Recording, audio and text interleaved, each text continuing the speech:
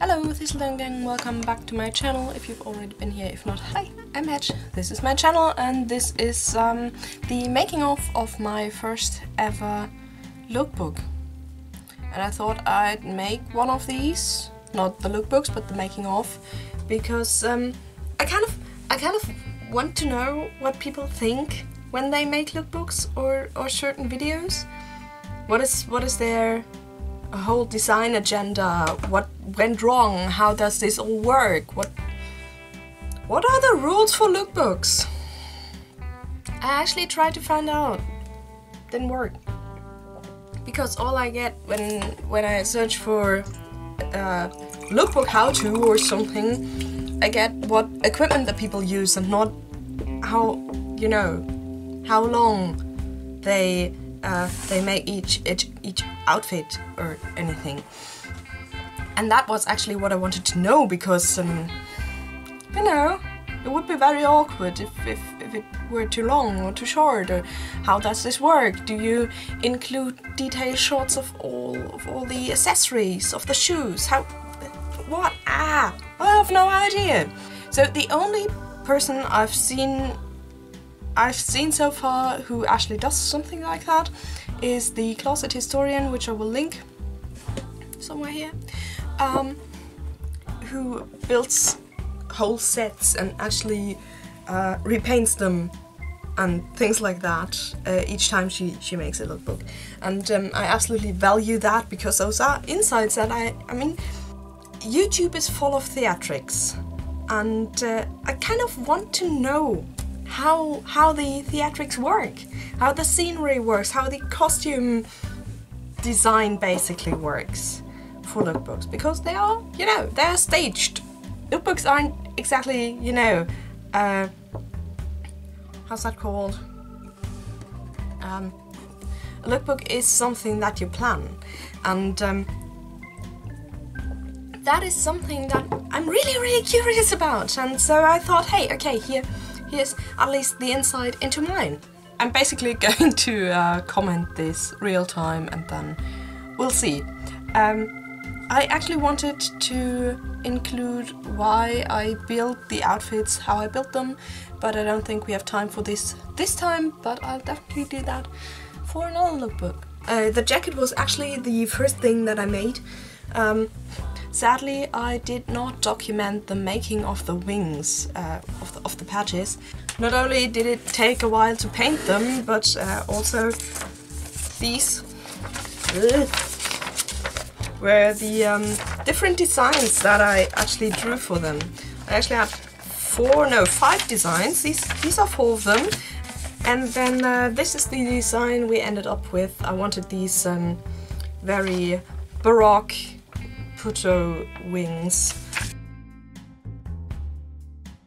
And then there were the pants, and I wanted a pair of black pants for a while now, and they're incredibly comfy.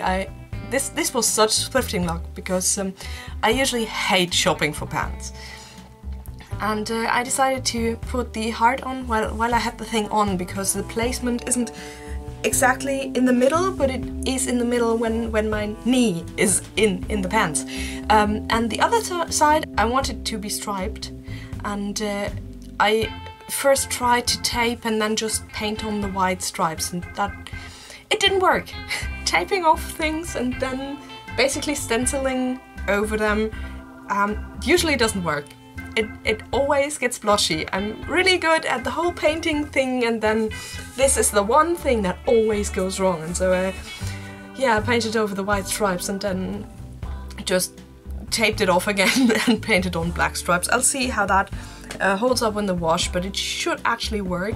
I've worn the pants a couple of times since then, because they are fantastic. Those are my new faves at the moment.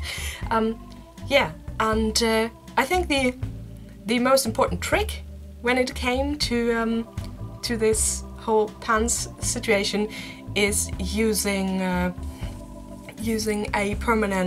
very thin permanent marker for the details. That is actually everything I can say about this. But I'm really happy how that turned out. I think they are my one of my, yeah, I actually like all the projects I did for this. Which actually brings us to the conversation hearts.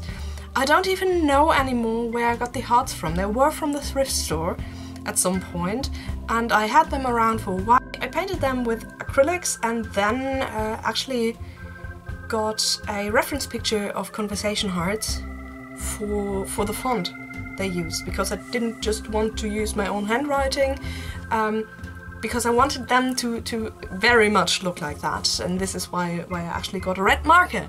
And well, I had the layout and it worked very well. I did a little sketch with a pencil first, and then yeah, it looked perfect in marker. It was so great, and I think I spent 10 minutes in front of the stupid shelf in the store to actually find a red permanent marker in thin. Yeah, it says non-permanent on there.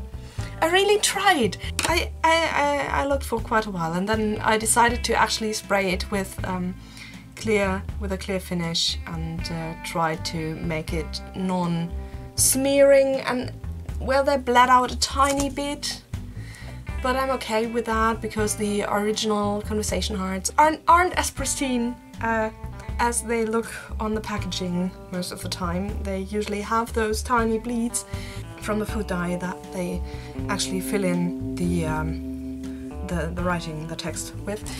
So I'm okay with them, and I really like how they came out. Then comes the chocolate box. I originally wanted one in a heart shape, but yeah, try finding classical chocolates, like really the fancy kind, in a heart-shaped box. It's apparently tacky and they don't do that. And so I designed my own, because why the heck not? And I first did that with a computer, and it turned out quite well. I mean, this is the final result, and I really like it, and I kept it. But the thing is, I have to leave the house to print things in color, and I didn't really feel inclined to, because I was actually sick when I had the idea and made the video. And so I just decided to, you know, just cut something from cardboard and then see where that takes me. And it actually worked quite well. I was kind of happy with the end result. And also, I really didn't feel like advertising a chocolate company that wouldn't sponsor me.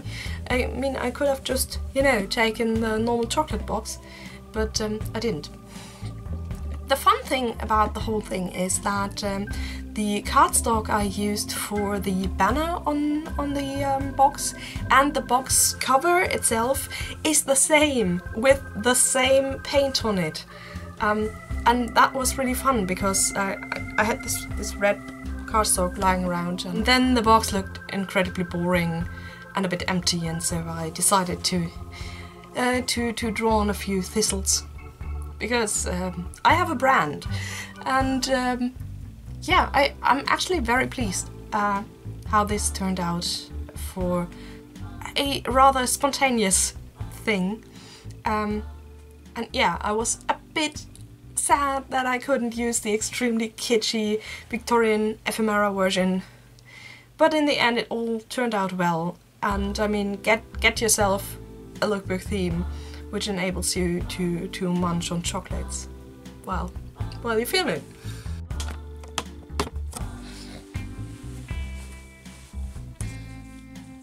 So currently I'm done with 2 looks out of, okay, 2.5 out of 4.5. And my bedroom is a battlefield. It looks like the storm that we had outside just went through here. And if that happens every time I film a lookbook, oh boy, that's gonna be so much fun. Yeah, the whole thing was incredibly messy, and also my skin wasn't exactly thrilled with all the makeup I put on, and for look number 1, that I actually filmed third or something, I put on makeup and went over to the living room, said, hey, look, I went for a very youthful, ingenue, dewy thing. And he just looked. He didn't have to say anything. He just looked. He said, okay, it came out Victorian prostitute again, right? And he just looked up from the thing he was playing and just said, I guess it's a high class one this time. Because every time I put on makeup, it comes up with Victorian prostitute. Can't do anything about it. But I think in the end it actually turned out quite well.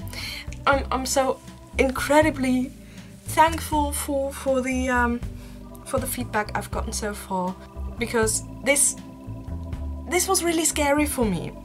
As you might know, for thrift hauls I usually wear a mask when I try something on, because I am terribly afraid of having to control my body and my face at the same time, because I don't know my angles, I have no idea what I'm doing, I'm bad at posing. And getting, as someone who doesn't really represent the beauty standards of our society, and someone who is terribly afraid of this exact posing and having a face thing, I was really afraid. I was so afraid that people would hate it, but I think I'm just not I'm just not famous enough for haters. So that is probably a good thing. And I think I will make more of them, of those lookbooks, in the future, because I really had fun doing this. Yeah, so much for that. And now it actually brings us to the final fun thing that I actually filmed first, and that was the burning. So the thing is, I realized that just standing around and trying to look pretty and dreamy and whatever wasn't really my thing. I'm just very awkward when I try to be not a snarky idiot. And so I talked with my boyfriend about it over breakfast, and he said, yeah, no, that's not really you. So he agreed, and then we came up with all those things, and actually the Victorian was the first idea that we had. So I thought of, you know, reading the letter and being all smiley, and then, you know, have that smile drop and look dead into the camera and look really grumpy. And then he said, hey, it would be very funny if you just, you know, lit the thing on fire. Oh wow. Okay, Haarspray ist eine super Idee.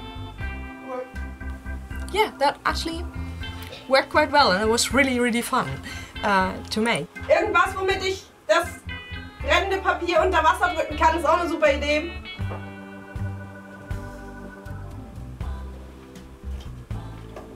Okay, hat sich erledigt. Right, Haarspray is your friend. I'm throwing this there. Okay, thank you. Good thing we took away the smoke alarm. I'm taking it away a bit further.